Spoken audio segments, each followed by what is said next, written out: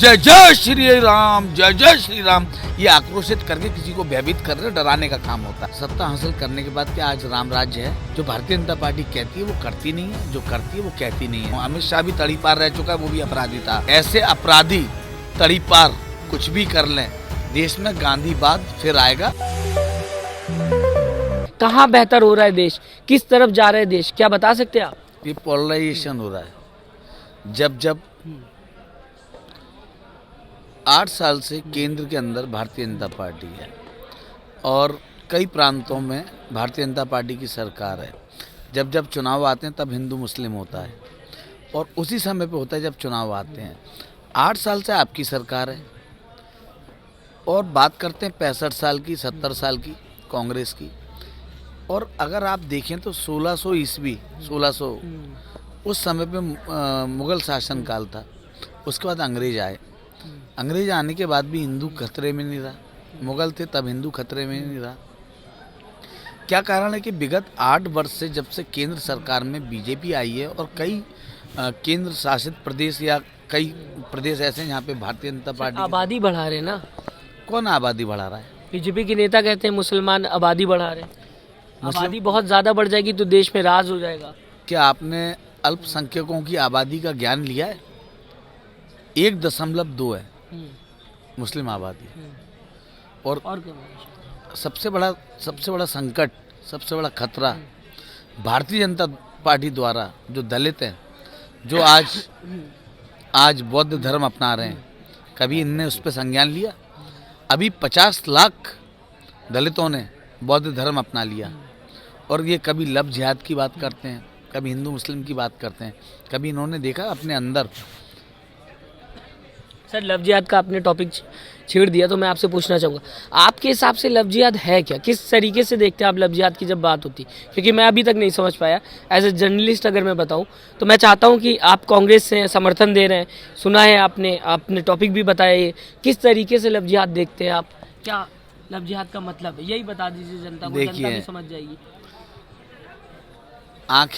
आंखें बंद करके सूर्यास्त और सूर्योदय देखना बहुत कठिन है।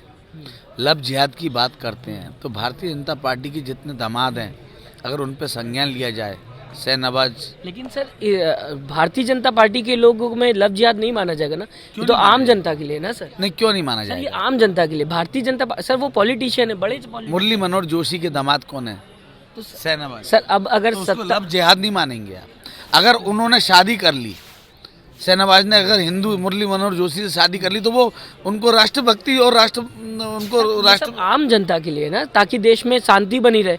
नेता तो सर मैं आपसे वही कहना चाहता हूँ कि जब निकट में चुनाव आते हैं तब इनको लव जिहाद, हिंदू मुस्लिम पोलराइजेशन समझ में आता है।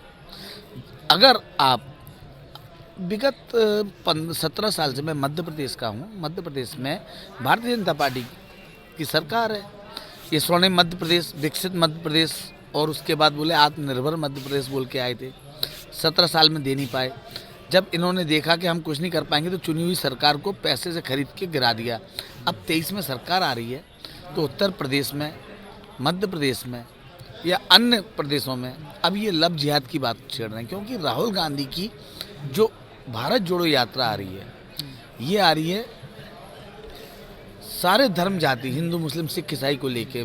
एक हमारी जो सोच है, कम्युनल सोच है, जो हमारे देश की सोच है, नींव है, जो गांधी जी की सोच थी, जब वो लेके आ रही है, जो उसकी आंधी आ रही है, उस आंधी भी उड़ते हुए दिख रहे हैं। सर, लेकिन राम को नहीं मानेंगे तो किस तरीके से चलेगी सर? जय श्री राम नहीं बोलेंगे अगर आप लोग तो कैसे चलेगा सर? राहुल गांधी कहते हैं जय श्री राम जो बोलते हैं उन्हें जय सिया राम भी बोलना चाहिए, हे राम भी बोलना चाहिए, जैसा कि गांधी जी कहते थे। आखिरी शब्द था उनका हे राम। लेकिन ऐसे में बीजेपी का ये मानना है कि राम जी पे उनका ही पूरी तरीके से अधिकार है, उनका कॉपीराइट है। अगर राम की बात की जाएगी तो बीजेपी सबसे पहले सामने आती है और कांग्रेस नहीं आती। कैसे देखेंगे सर आप लोग, फिर कैसे जीत पाएंगे? आपका नाम क्या है? अकरम। मेरा नाम तो अकरम है। अकरम। अल्लाह राम रहीम हर उसमें दोहे में चला है। अकबर, मैं आपको एक बात बोलना चाहता हूँ। अकरम जी, मैं आपको एक बात बोलना चाहता हूँ कि मैं रामचंद्र जी के वंशज कुश का लव कुश दो उनकी संतान थी, कुश का वंशज मैं हूँ। और रामचंद्र जी किसी का पेटेंट नहीं है।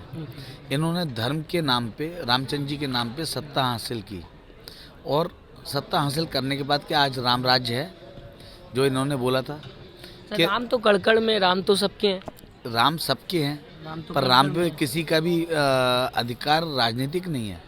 रामचंद्र जी दलित वनवासी, जब वो लड़ाई लड़ने गए थे वनवास रावण से, वनवास जब उनको 13 साल का वनवास हुआ था, 14 साल का तपस्या की, जब वो सीता जी के साथ गए थे तो उनके साथ में दलित, आदिवासी, हर वर्ग के जीव जंतु, बानर सब लोग थे।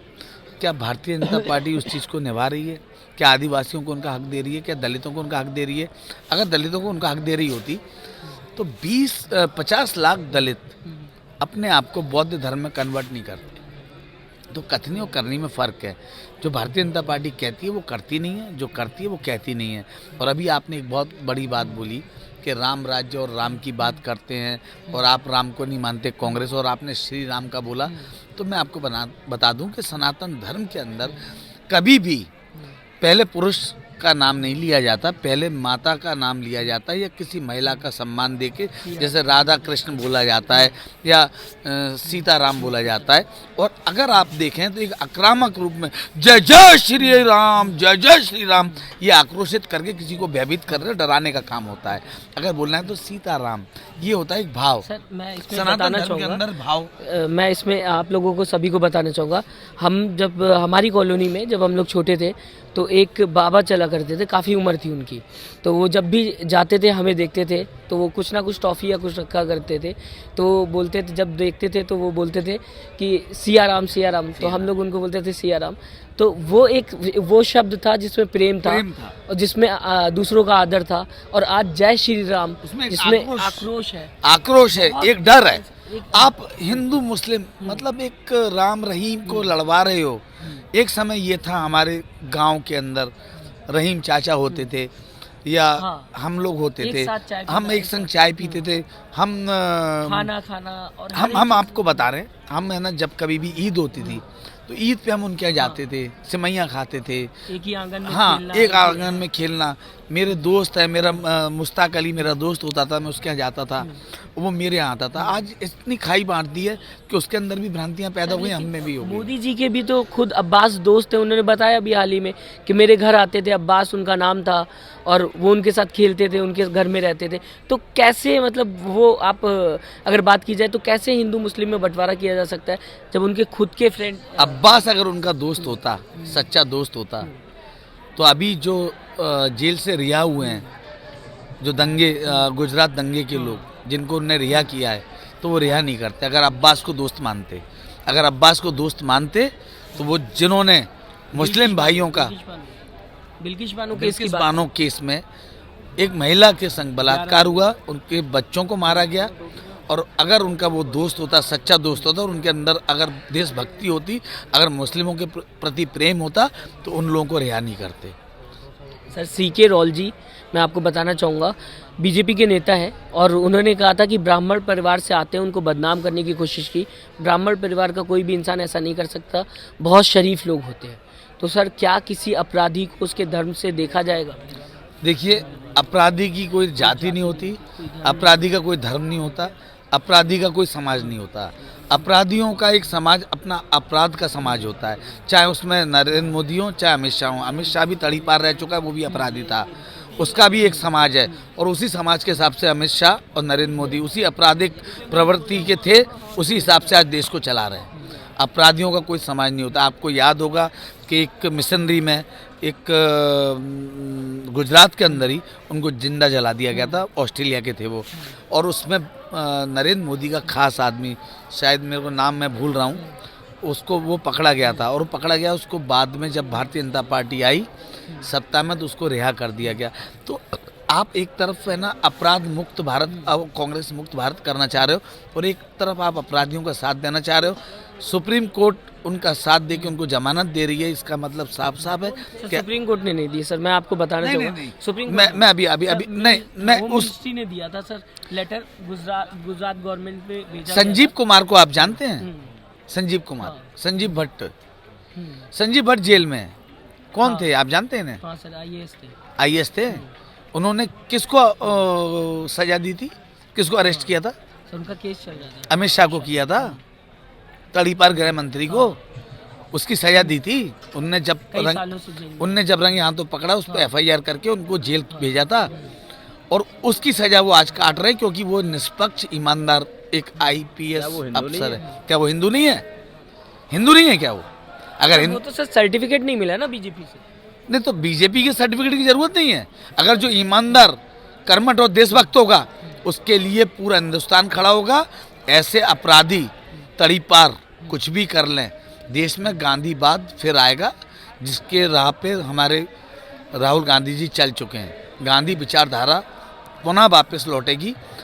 गांधी जी ने एक बात बोली थी कि साबरमती के संत तूने कर दिया कमाल। बिना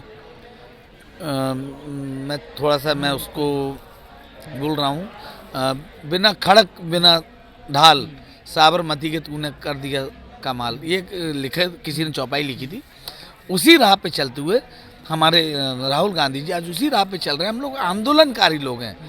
हम लोग आंदोलन करके, हमारे गांधी जी ने टुकड़े टुकड़े गैंग की बात होती है जब आंदोलन की बात होती है। टुकड़े टुकड़े गैंग, बहुत अच्छी बात बोली आपने। टुकड़े टुकड़े गैंग है कौन? सर ये तो मैं भी नहीं RSS बता के रहा लोग, हूँ।